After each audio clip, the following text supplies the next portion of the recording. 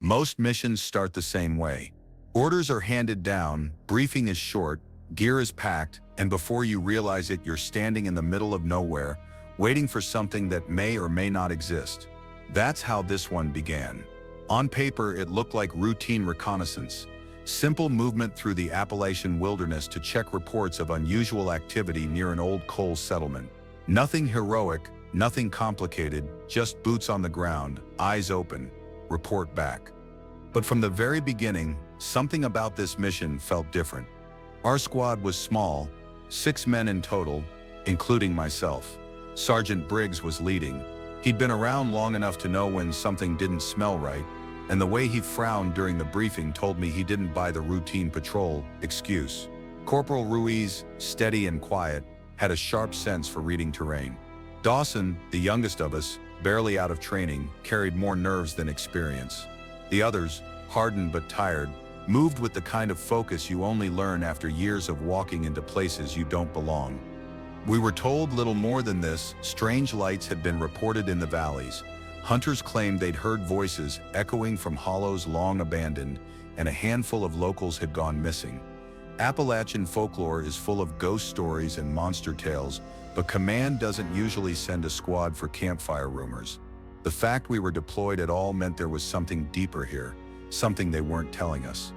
By the second day in the mountains, unease had already settled into our bones.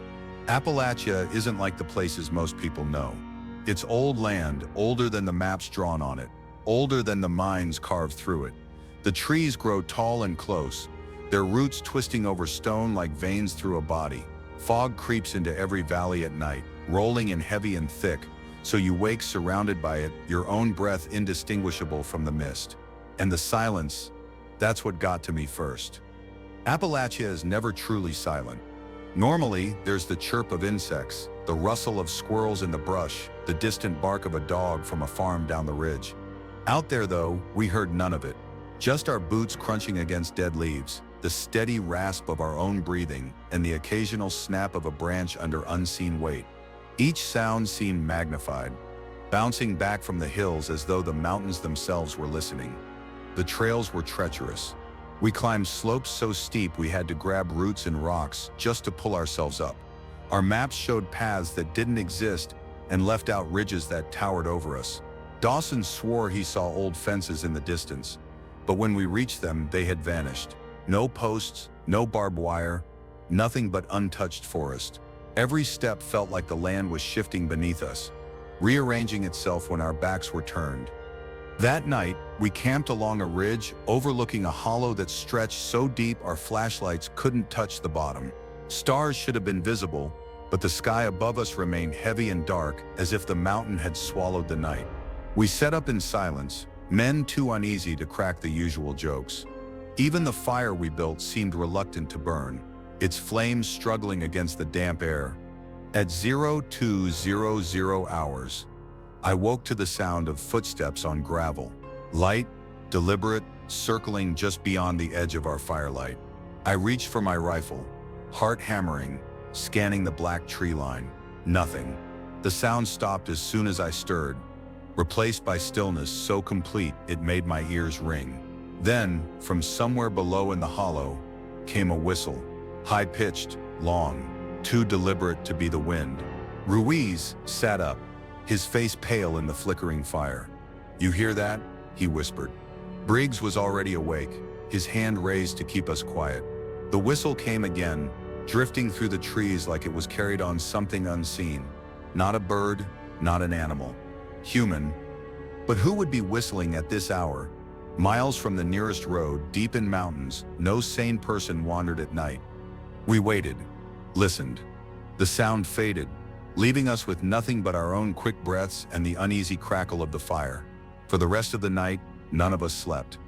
Morning didn't bring relief. The forest looked the same, but it didn't feel the same. Shadows stretched too long across the trail, bending at strange angles. The fog clung low to the ground, thick enough to curl around our boots as we moved. We found boot prints along the ridge, fresh, large, heavier than ours, leading down into the valley. But when we followed, the tracks stopped abruptly, as if whoever made them had vanished mid-step. That was the first real sign. Something was wrong. By late afternoon, the forest thinned, giving way to the remnants of an old mining settlement. The place looked like it had been abandoned for decades. Roofs caved in, walls leaning, rusted machinery left to rot. Yet when we entered the largest building, we found something that froze us in place. The air inside was warm, the floor swept clean, and jars of food lined the shelves. Someone had been there recently. On the far wall, carved deep into the wood, were symbols.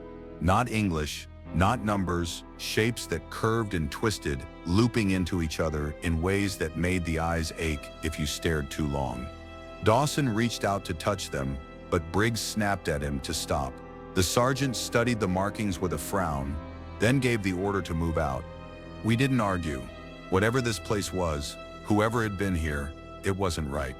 But as we left the settlement and the trees closed around us again, I couldn't shake the feeling. The whistle, the footprints, the symbols, they weren't random. They were connected. And we were walking straight into whatever had left them behind. That was the beginning. We thought it was just another mission, a simple patrol in the woods. We didn't know that night we were stepping toward Appalachia's darkest secret, one that would change everything. The trail narrowed as we pressed deeper into the forest, the trees closing in like watchful sentries. The land dipped into a ravine where the soil grew damp and the air felt heavy. Even the birds refused to fly overhead. By then, every man in the squad was on edge. We'd seen strange things before.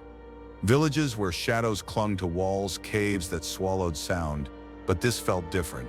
This felt like the land itself wanted us gone. It was Ruiz who noticed it first. He stopped mid-step, one hand raised, eyes fixed on a slope to our left. From where we stood, it looked like nothing more than a scatter of rocks, half covered in moss and dirt. But Ruiz had that uncanny way of spotting things most of us would have walked right past. "That's not natural," he muttered. We moved closer, rifles up, careful, scanning the tree line. At first, it seemed like a landslide had buried part of the hillside, but when Briggs pushed aside a sheet of brush, the truth came into view. Beneath the rubble was a gap, dark, wide, and impossibly straight. Not a cave. Not an accident of nature. A tunnel. We just stood there for a moment, staring into that opening. The air that drifted out was colder than the mountain air around us, sharp enough to make the skin on my arms prickle. It carried a faint smell, too, something metallic like rust or blood mixed with damp stone. "This isn't set on the maps," Briggs said flatly. No one answered. We all knew it wasn't. Nothing about this place was on any map. The entrance was framed with what looked like cut stone, blackened with age and streaked with mineral stains. Old timbers, the kind used in mine shafts, jutted from the sides, rotted and broken but still recognizable. Except, no records mentioned a mine here. And I grew up around mines, coal, salt, even iron, and none of them looked like this. The angles were wrong, too perfect, too deliberate. Dawson Sip's voice cracked the silence. You think this is where the people went missing?" Briggs didn't look at him. He just crouched, shining his light into the darkness. The beam barely reached more than a few yards before it was swallowed whole, the tunnel stretching deeper than we could see. "Orders were to investigate," he said finally. "That Sep's what we Seb'll do." None of us wanted to argue, though every instinct in me screamed to turn back. The kind of place you find by accident, hidden under brush and rock, with air that bites like winter. That's the kind of place you leave alone. But we weren't civilians. We were soldiers, and soldiers follow orders. Ruiz tied a chem light to a branch and stuck it in the ground by the entrance, marking our way back. We checked our radios, checked our watches, checked our weapons. Routine, normal. Pretend this was just another recon. The younger guys tried to mask their nerves with chatter, but their voices sounded too loud, too sharp against the silence. I was the second man in line behind Briggs as we stepped inside. The moment my boots crossed the threshold, the temperature dropped. Not like a draft, not like the cool of a cave. This was immediate, bone deep, the kind of cold that wrapped itself around you and didn't let go. My breath came out in white clouds, even though outside the air had been humid. The walls were rough, but not natural. Someone or something had carved them. You could see tool marks if you ran your light across the stone, deep grooves that spiraled inward as if guiding us forward. Strange etchings cut into the rock at random intervals, not letters, not words. Shapes that seemed to change if you looked too long, twisting like they were alive. The deeper we went, the worse the feeling got.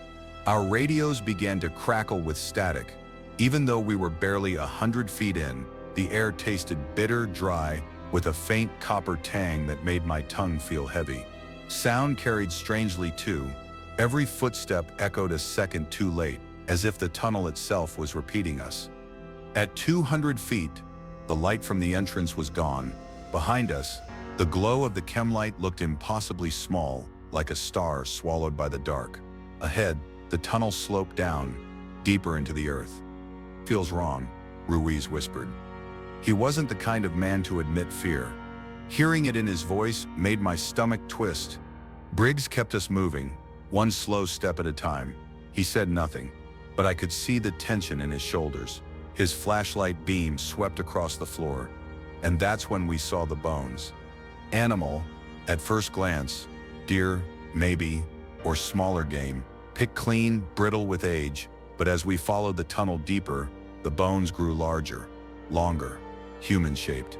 Some broken, some arranged in patterns too deliberate to be coincidence. Circles, lines, spirals that matched the etchings on the walls. Dawson froze, refusing to take another step. "This isn't set right. This isn't set ours. This isn't set ours. This isn't set ours. This place wasn't set ours. Meant to be found." I couldn't blame him. Every instinct screamed that he was right, but Briggs turned, his voice low, steady, cutting through the rising panic. "We were sent here. We finished the job. Move." So we moved. And as we did, the tunnel seemed to breathe. The air shifted, carrying with it a sound I'll never forget. Faint, distant, like a voice calling from far ahead.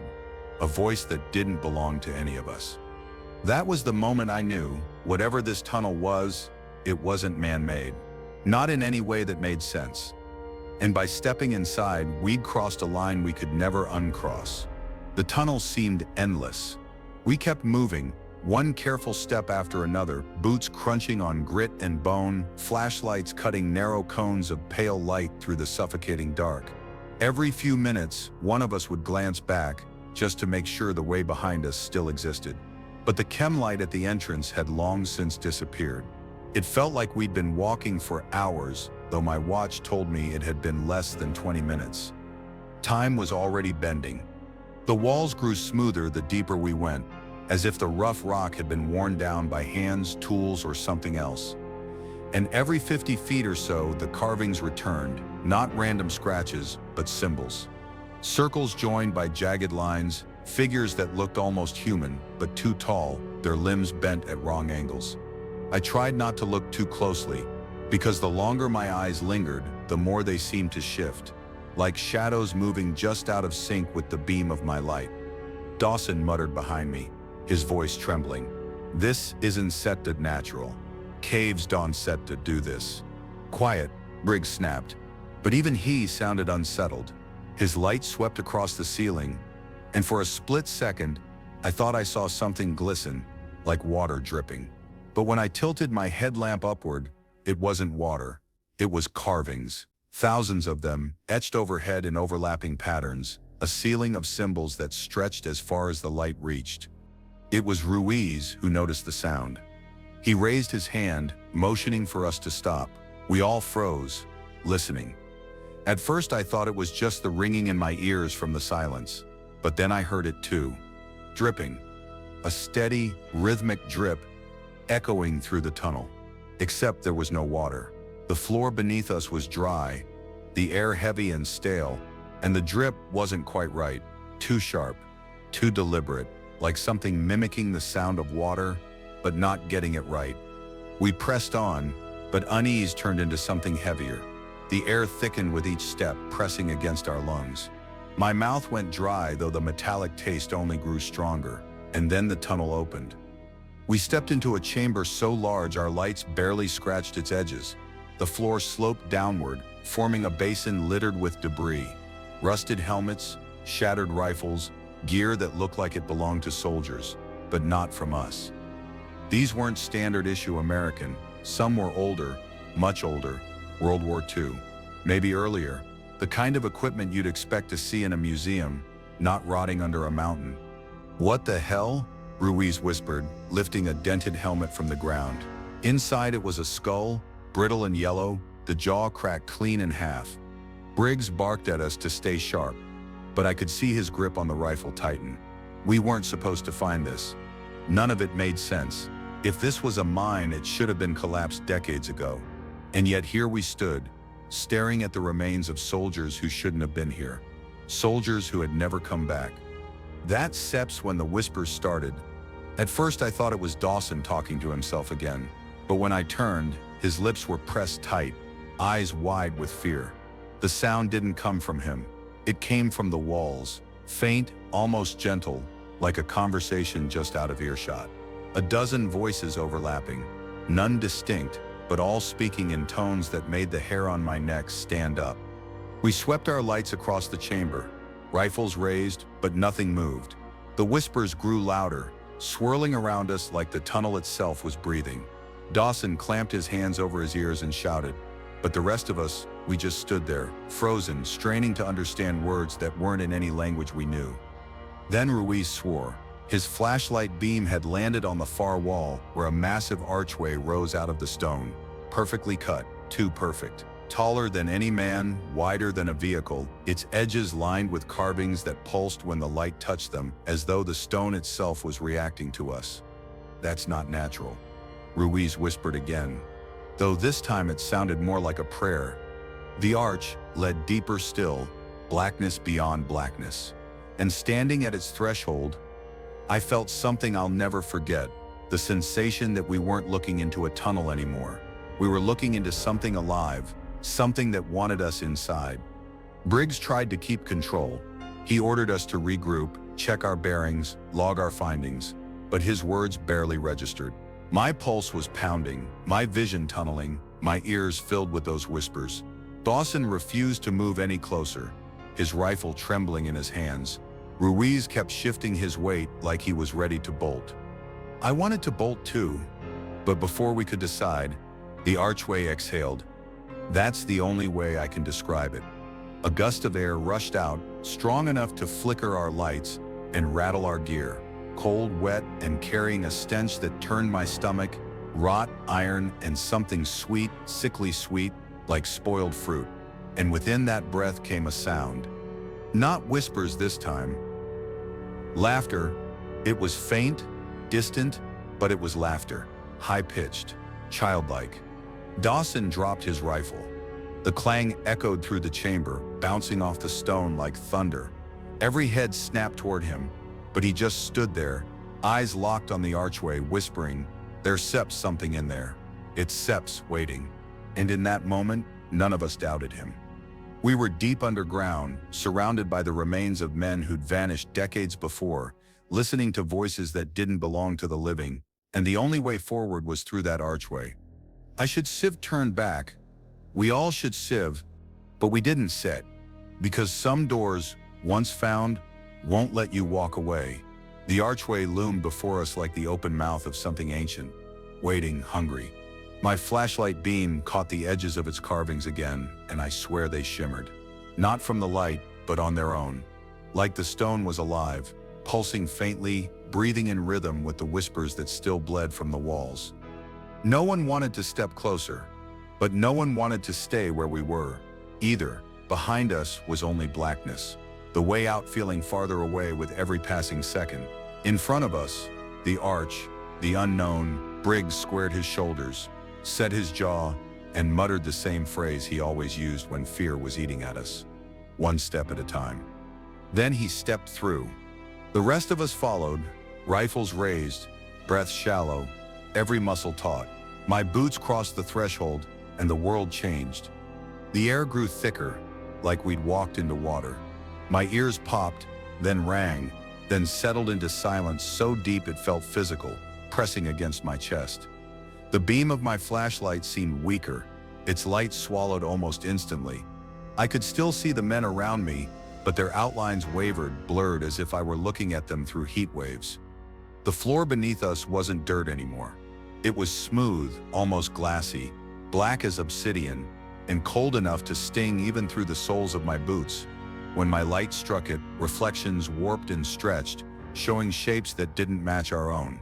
For a heartbeat, I saw myself looking back, only taller, thinner, with hollow eyes that glowed faintly white. Dawson gagged. This ain't sit right. We sit not supposed to be here." Briggs ignored him, pushing forward, though I could see his knuckles white on his rifle. Ruiz whispered something in Spanish under his breath. A prayer maybe, though it sounded broken, hurried, as if he wasn't sure the words would help down here. The tunnel beyond the arch sloped downward at a sharper angle. The deeper we went, the more distorted everything became. Shadows stretched too long, bending away from our bodies instead of following the light. Our radio static flared, then died completely. The watches on our wrists no longer ticked in unison, each second jumping forward or dragging behind like time itself had come loose. Then the noise returned. Not whispers this time, a low hum so deep I felt it in my teeth before I heard it. It vibrated through the walls, through the floor, through my bones. Every few seconds the pitch shifted, almost forming words, but not human words. Something older, something bigger. We entered another chamber, and that's when I realized this wasn't just a tunnel, it was a structure. The walls curved into impossible angles, lined with massive pillars carved from the same black stone. Each pillar bore etchings like the ones we'd seen before, only larger, more intricate, glowing faintly with a pale light that seemed to seep from the rock itself. Between them, alcoves stretched into darkness, and inside those alcoves stood shapes. At first, I thought they were statues. Figures twice our height, cloaked in shadow, standing motionless with their heads bowed. But when Dawson's light swept across one, its head twitched, just a fraction. Enough for me to see the hollow sockets where its eyes should have been. Ruiz cursed and swung his rifle up. Briggs barked at him to hold fire, his voice cracking just slightly. None of us wanted to know what would happen if we pulled the trigger. We moved faster, keeping tight, our boots echoing on the stone. The hum grew louder, vibrating in our skulls, until it felt like our thoughts weren't our own. I kept catching glimpses at the edge of my vision, figures moving parallel to us, always just beyond the light, keeping pace. Dawson started to unravel. He muttered under his breath, louder each step, insisting he could hear children laughing again. Then he froze mid-stride, eyes wide, staring into one of the alcoves. "There," he whispered. "She sips right there." We followed his gaze, but all we saw was shadow. Dawson dropped his rifle and reached out, stepping toward the alcove. Briggs grabbed his vest, yanking him back hard. Dawson screamed, not in fear but in rage, twisting against him, clawing like a wild animal. "Stand down," Briggs roared, slamming him against the wall. The rest of us tried to cover every angle, but the chamber was too vast, too strange. The shadows seemed to ripple, leaning closer, as if they were watching. Then came the sound. Not whispers, not humming, singing. A single voice, soft and sweet, drifting from deeper within the chamber. A woman's voice, wordless but beautiful, like a lullaby carried on the air. It wrapped around us, tugging at something primal. For a split second, all I wanted to do was follow it, to lay down my rifle, step into the dark, and let that song carry me away. Ruiz snapped first, shouting and firing a burst into the shadows. The gunfire thundered through the chamber, muzzle flash illuminating shapes that weren't supposed to exist, figures taller than men, stretching back into the dark, their hollow eyes catching the light. The singing stopped. The hum returned, angrier now, deeper, rattling the chamber so hard dust rained from the ceiling. Briggs shoved Dawson toward me, his face pale. "We move, now." We ran, boots pounding against stone, lights jerking wildly, the hum chasing us like a heartbeat. I didn't dare look back, but I could feel them. The figures in the alcoves, the shadows at our heels, the weight of eyes that weren't eyes watching every desperate step.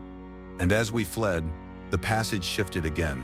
The walls narrowing, stretching, twisting into angles, that didn't belong on Earth. My sense of direction collapsed. Up and down no longer mattered. Left and right blurred into the same. I don't remember how long we ran. Seconds, hours, time had no meaning anymore. All I remember is the sound that followed us out of that chamber. Laughter, not distant this time, not faint. It echoed right behind us. We ran until our lungs burned and our legs shook, but no matter how far we went, the humming never faded. It was everywhere, above us, below us, inside our skulls. The tunnel narrowed into passages that forked and curved like veins through a body, forcing us to make choices without thought. Left or right, down or up, none of it mattered. Every path felt the same. Briggs forced us into a defensive halt, pressing our backs against the wall of a narrow corridor. His breathing was heavy, sweat dripping down his temple despite the bone-deep chill of the air. "Sound off," he barked. We answered, one by one, Ruiz, me, Dawson. But when it came time for the last man, silence. "Coleman," Briggs shouted into the dark. Nothing. He'd been right behind me. I swear it, just minutes before I'd seen the beam of his light cutting the path at my six. Now there was nothing, no footsteps, no breathing, no trace at all, just gone. Dawson panicked first. He shoved past Briggs, screaming Coleman's name, his voice ricocheting off the stone until it sounded like the tunnel was mocking him. Briggs and Ruiz grabbed him, dragging him back. "Stop it, you'll get us all killed," Briggs snarled, but even he looked shaken. I scanned the floor where Coleman should have been, but there were no footprints leading away. Just smooth black stone, gleaming faintly under my light. It was as if the tunnel itself had swallowed him. "We stir not alone here," Ruiz muttered, eyes darting into the shadows. "Something set's taking us." The words hung heavy, unspoken truth settling over us. Briggs tightened his grip on his rifle. "We stick together. Nobody moves alone.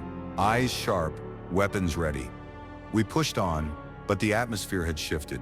Coleman's absence was a hole none of us could ignore.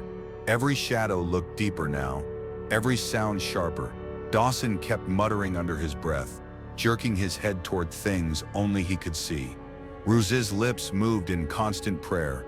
Even Briggs, the rock among us, started checking his watch every few steps, only to curse when the hands jumped backward, forward, or spun uselessly. Then the corridors began to change. I don't mean we took wrong turns. I mean they changed while we were inside them. 1 second, a passage stretched ahead, narrow and straight.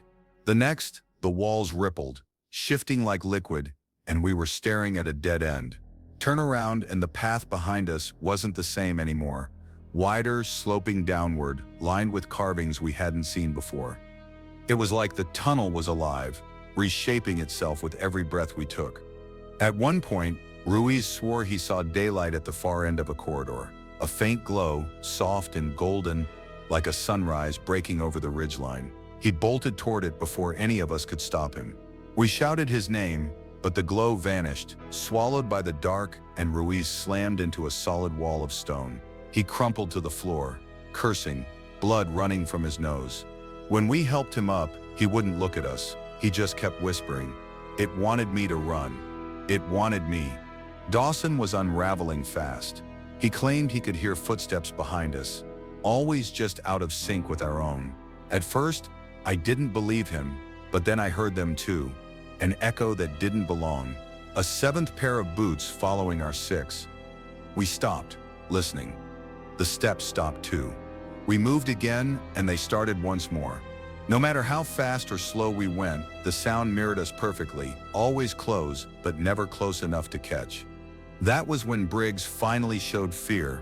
His flashlight shook in his hand as he swept it back and forth, cursing under his breath. For the first time, I realized he wasn't leading us anymore. He was just trying to survive, same as the rest of us. Hours passed, or maybe minutes. Time had no meaning anymore. My watch spun endlessly, the second hand twitching in place. My throat burned with thirst, though the air itself tasted wet.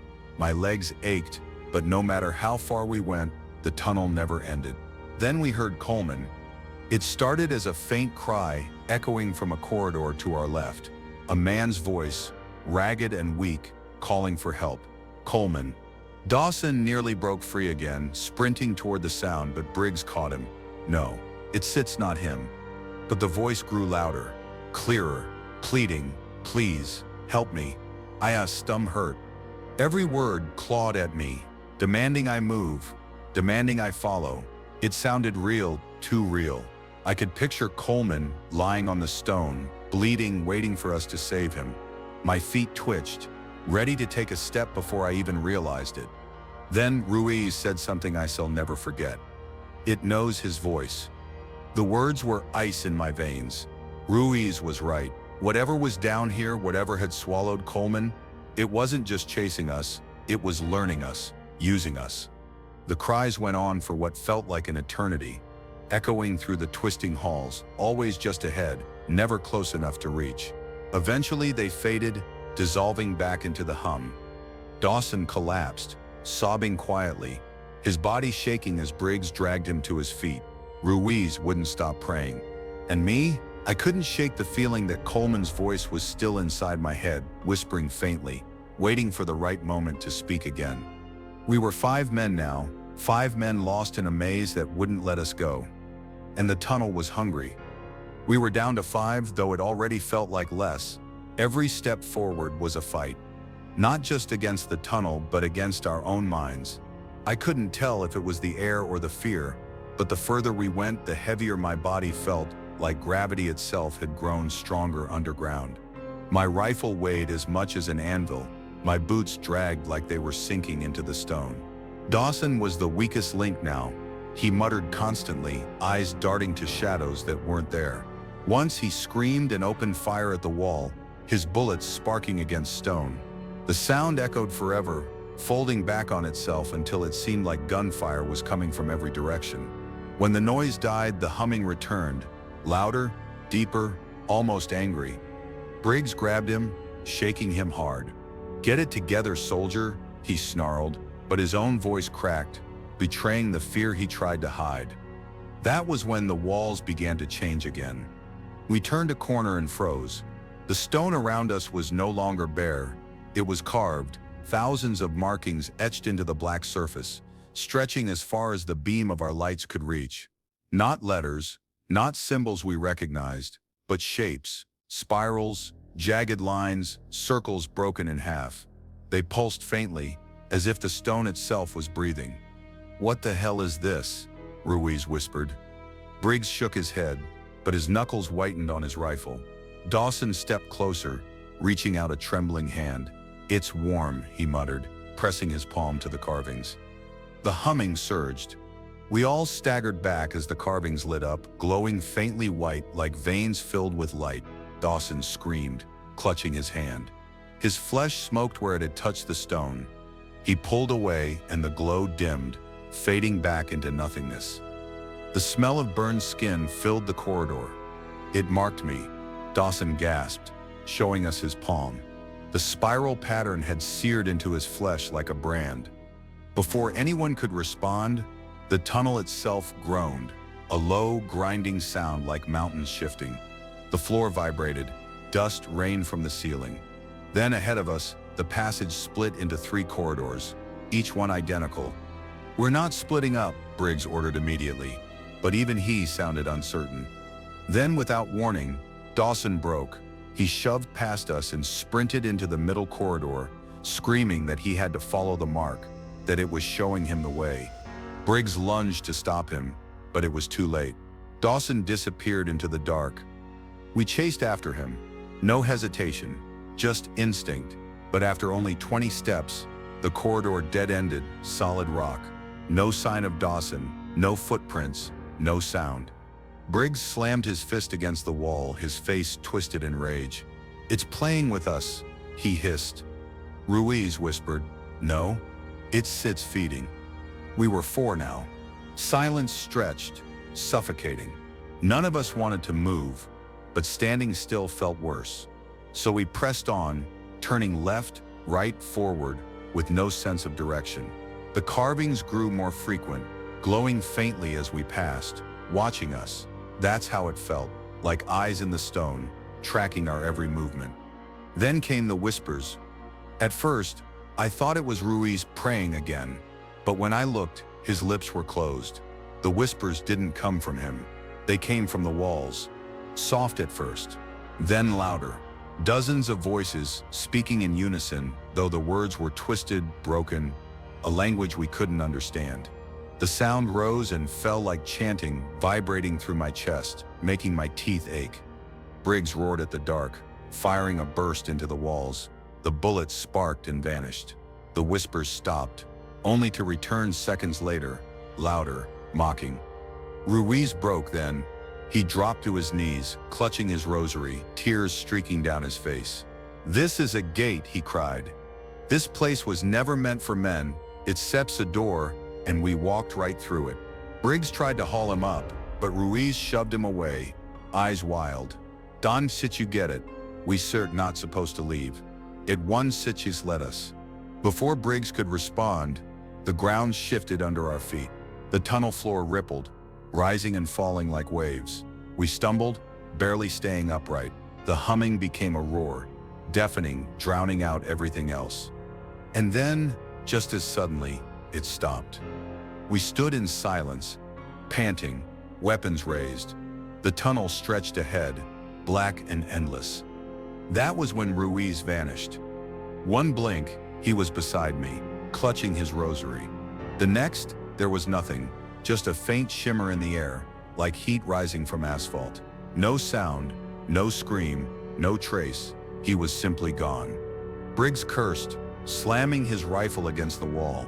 His mask of control cracked fully, and I saw the truth in his eyes. We weren't a squad anymore. We were prey. There were 3 of us left. 3 men trapped in a place that was eating us, one by one. And deep inside, I knew the tunnel wasn't close to finish. 3. That's all we were now. 3 broken men swallowed by a labyrinth that was never meant to exist. My body ached, my throat felt raw, and every step forward felt like a step deeper into something that wanted us undone. Briggs led the way, his flashlight trembling in his grip. Dawson and Ruiz were gone, and though Briggs didn't say it out loud, I could tell he blamed himself. His jaw was clenched tight, his eyes scanning constantly, his breath sharp and uneven. Beside me, the last remaining soldier, Tanner, muttered to himself. His face was pale, his uniform torn, and his eyes looked like he hadn't slept in weeks. He clutched his rifle like it was the only thing keeping him tethered to reality. The tunnel had grown wider. The walls were no longer stone, at least not the kind we knew. They pulsed faintly, slick, and uneven, like the inside of a living creature. My boots sank slightly into the floor with every step, and when I shone my light down, I wished I hadn't. The ground wasn't smooth anymore. It was ribbed, like a spine buried beneath the surface. Tanner gagged, muttering, "This isn't set rock. This isn't set rock." I wanted to agree, but words caught in my throat. I knew if I said it out loud, it would become real. Then we heard the voices again. But this time, they weren't whispers. They were screams. Human screams. They came from everywhere. Ahead, behind, above, dozens. Maybe hundreds of voices shrieking in agony, calling for help, begging, crying. My blood froze as I realized I recognized some of them. Coleman, Dawson, Ruiz. Their voices twisted with pain, calling our names. Briggs covered his ears, but it didn't help. The sound wasn't in the air anymore. It was inside our heads. "Keep moving," he barked, forcing his legs forward. We obeyed. What else could we do? The tunnel sloped downward, deeper and deeper until the air grew hot, thick, and suffocating. My flashlight flickered, then died, but the walls glowed faintly, casting a sickly white light. Enough to see where we were going, enough to see we were walking into something vast. And then we reached it, the heart of the tunnel. It opened into a cavern so large it seemed endless. The ceiling disappeared into blackness, and the walls were covered in the same spirals and markings we had seen before. But here they pulsed like veins, glowing and dimming in rhythm. At the center of the chamber, rising from the floor like a pillar, was something I still can't describe. It was alive. Not human, not animal. Something older, something wrong. Its form shifted as I stared, refusing to settle into one shape. At times it looked like a tower of stone. Other times it seemed like a mass of flesh and bone. Faces flickered across its surface, screaming faces, melting into one another. And the humming we'd heard since the beginning came from it. No, not from it, from beneath it. Like it was a lid sealing something far worse below. Tanner dropped to his knees, sobbing. "We can sit be here. We can sit be here." Briggs stood frozen, his rifle trembling. For once, he didn't bark an order. He didn't speak at all. He was just as lost as the rest of us. Then the chamber shook. The markings on the walls flared bright white, blinding. The ground buckled beneath us. A sound like thunder roared, but it wasn't thunder. It was a heartbeat. The thing at the center shifted again, and this time it opened. A seam split down its middle, revealing a hollow core. Inside, I saw darkness. Not the absence of light, but a living, breathing dark that seemed to pull at me, and within that void, something moved. A hand. Massive, clawed, pale as bone. It reached toward us, pressing against the seam, as though trying to break free. Tanner screamed, firing his rifle, until the barrel smoked. Bullets sparked uselessly against the thing, vanishing into its surface, like water into sand. Briggs opened fire too, but I knew. It didn't matter. We weren't fighting it, we were only announcing ourselves. The hand pressed harder, and the cavern walls groaned. More cracks split open, and the screams grew deafening, filling every inch of the air. My vision blurred, my body shook. I knew if I stayed, I'd be pulled into that void like the others. Briggs turned to me, eyes wide, face pale. For the first time since I'd known him, he looked afraid. Truly afraid. "Run," he whispered. But Tanner didn't run. He rushed forward, firing, screaming, until the darkness swallowed him whole. His body was gone in an instant. No sound, no trace, just silence. Briggs shoved me back toward the tunnel we said come from. "Go, that's an order." I stumbled, screaming for him to follow. But he stayed. He fired until the chamber shook, until the dark pulled him in too. The last thing I saw was his face disappearing into the void, his scream joining the chorus inside. And then somehow I was running. The tunnel bent and twisted around me, but I didn't stop. The humming grew louder, then faded. The walls pulsed, then went still. And then, just as suddenly as it began, I was outside. I collapsed into the cold night air of Appalachia, gasping, clawing at the dirt as if to make sure it was real. The tunnel entrance was gone, just trees, silence, and the endless forest. I was alone. 3 went in with me. None came out. And even now, when I close my eyes, I hear the humming. It never left me. I staggered through the trees until my legs gave out. My chest heaved, lungs burning, every breath a rasp. The forest floor was cold and damp, the smell of moss and pine clinging to me as if to remind me I was back in the real world. But the silence, it was wrong. Too quiet. The Appalachia, I remembered, had always been alive at night, crickets chirping, owls calling, the wind rustling through the canopy. But that night, there was nothing, no sound at all. It was as if the forest itself was holding its breath, waiting for something. I dragged myself upright, searching for the tunnel, for proof that it had ever been there. But all I saw were trees, old, gnarled trunks pressed close together, their roots twisting like claws into the soil. The entrance we had crawled through was gone. Not hidden, not covered, gone. As if it had never existed. I told myself it had to be shock. Exhaustion, trauma. Maybe I'd collapsed, hallucinated the entire thing. Maybe the squad was still out there, waiting for me. But deep down, I knew the truth. I'd seen their faces vanish into the dark. I'd heard their voices join the screams. They were gone. And the tunnel didn't want to be found again. Hours passed, or maybe minutes. Time blurred the way it always had inside. Eventually, a search team found me. A pair of local deputies and some military men in unmarked uniforms. I don't remember what I said to them. Maybe I didn't say anything at all. They carried me back down the mountain, their faces grim. their radios buzzing with words I couldn't make out. At the base, they loaded me into a truck.